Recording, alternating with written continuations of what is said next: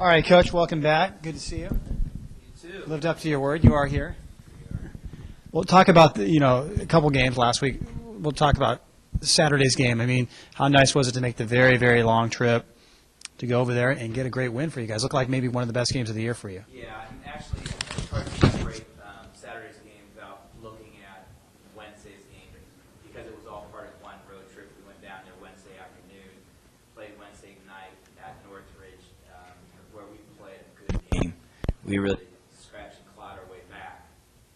Thursday, we took the day off and let the guys just study and go through scattering report for Hawaii, and then flew late Thursday night.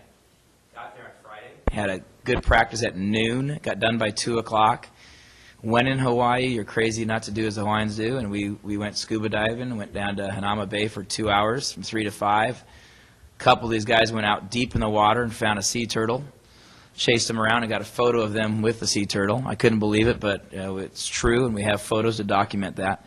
But I think that's all important to note because I think we caught the flavor of the island, and we got some enthusiasm and energy of being on a road trip like that and being sent out to a BracketBuster game in the mid-conference, kind of playing our best ball of the year, came out and just shot the ball as well as we've shot. But I thought we played really well at Northridge in the second half.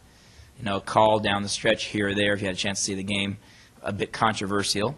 But that's over the course of years of basketball, you realize that's going to happen both ways.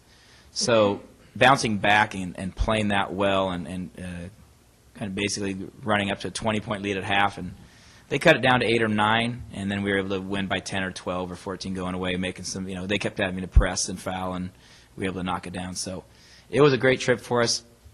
12-hour trip back home yesterday, and guys back at study hall this morning. Right, Kyle? I was going to wait for a couple questions down the line, but since you mentioned it, the Northridge game, you're going to have to explain to me what happened in the last minute of that game because I don't know what happened. I mean, a couple of calls were head scratchers. I mean, what was your interpretation of what happened down there? Well, it's always hard to comment on officiating for obvious reasons, but there were two quite controversial calls and a ball knocked out of bounds that actually hit an official in the back, and maybe his back was turned and the other ones couldn't see what had happened, and clearly they had, my mind knocked the ball out of bounds. And in the game, there's human error, and the official couldn't see that, and then they were able to get the possession back.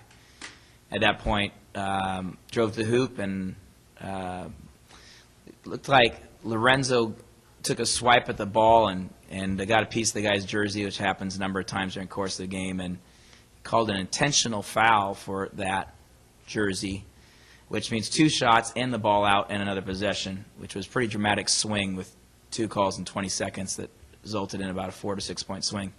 So we had a foul right away.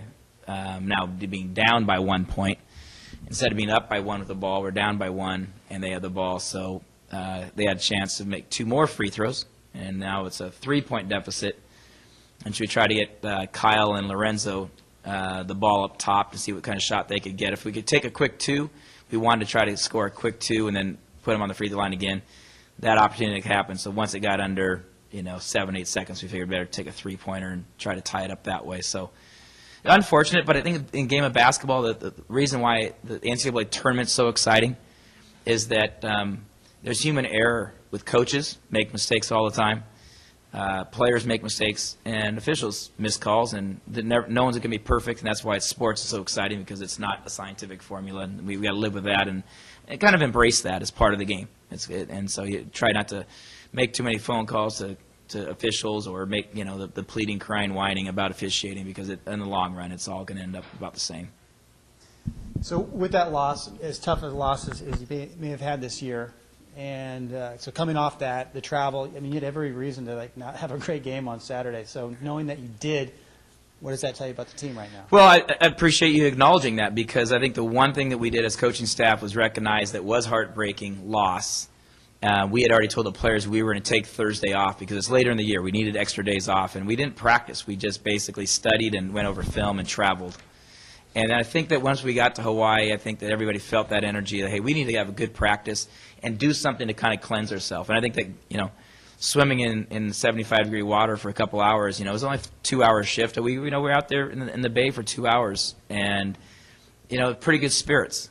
I was like, hey, we're here to do something. And then we went out to a nice dinner, and the guys all went to a restaurant with an open grill. You choose your own meat and grill your own dinner. And I think the players all enjoyed that and got bed. And then basically Saturday we just rested and kind of, hey, we're here for a purpose. We enjoy the fact that we're in Hawaii. It's a lot of travel in the middle of the conference. But let's continue to play well. I think our theme last year is it's more important to how we're playing. Now we've won 2 of our last 3 games. We've played very well the last 4 or 5 games. Our record's 2-3 in those 5 games, but we have won 2 of our last 3. So the character of this team is a team that's really, I think, has stepped up and realizing that it's not about what's happened. It's how we react to what has happened. And the fact that, hey, we had a tough loss. We bounced back against Hawaii at Hawaii, and a team that clearly is a WAC team on their home court. Us traveling. I think their record at home has been impressive. I think they've got a winning record on their home court. So to get a victory there, it just allows us to have the momentum, which is critical for us. What the real theme for us now is our goal this year is to win 6 games at home. We're 5-4 at home, and we want to have a winning record in Mott Gym. So we head into the game. We have that opportunity. We have 3 chances, to get a 6th win. If we can get 6 and we can get 7, then we exceed all our goals for our home court, and creating that home court advantage is really the key to any kind of success in conference. And ironically, if we achieve that goal, then that will be the magic number, and that guarantees us a playoff spot as well. So yeah,